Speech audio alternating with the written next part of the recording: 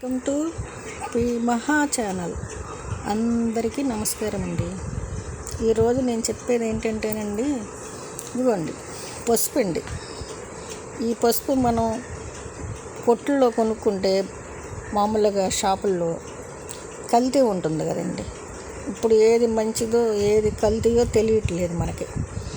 అందుకని నేనేం చేస్తానంటేనండి, పసుపు కొమ్ములు తెచ్చుకొని బాగా ఎండబెట్టి 2 రోజులకు ఎండిపోతాయండి. అవి కొట్టి బండతో కొట్టి ఇలా మిక్సీలో వేసుకొని పసుపు నేను ఇంట్లోనే తయారు చేసుకుంటానండి. చూసారా మనకి ఎంత బాగుంటుందో పసుపు. మనకి కల్తీ లేని పసుపు, మంచి పసుపు మనం తింటున్నాం అన్న తృప్తి మనకు ఉంటుందండి. పసుపు కొమ్ములు మీరు ఇంట్లోనే ఎండబెట్టుకొని 2 రోజులు ఇలా కొట్టి ఇలా వేసుకున్నారండి మిక్సీలో. మనం ఇది కూరల్లో వాడుకోవచ్చు. మనం రాత్రిపూట పాలల్లో కలుపుకొని తాగితే ఆరోగ్యానికి చాలా మంచిదండి. నేను ఇలాగే తయారు చేసుకుంటాను. పసుపు కావాలంటే ఇంట్లో మీరు కూడా ఇలాగే తయారు చేసుకోండి.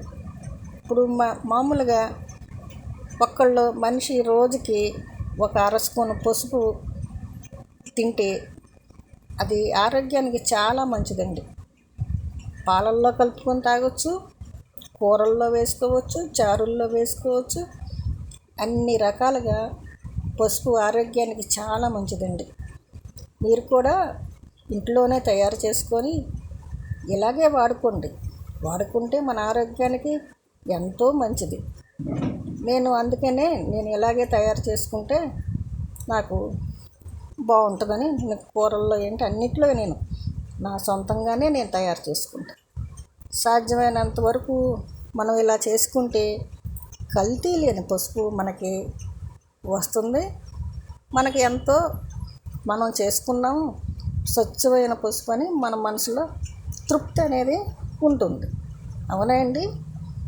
అందుకని ఖాళీ సమయంలో మీరు ఇలాగా చేసుకుంటే బాగుంటుంది. షేర్ చేయండి, లైక్ చేయండి.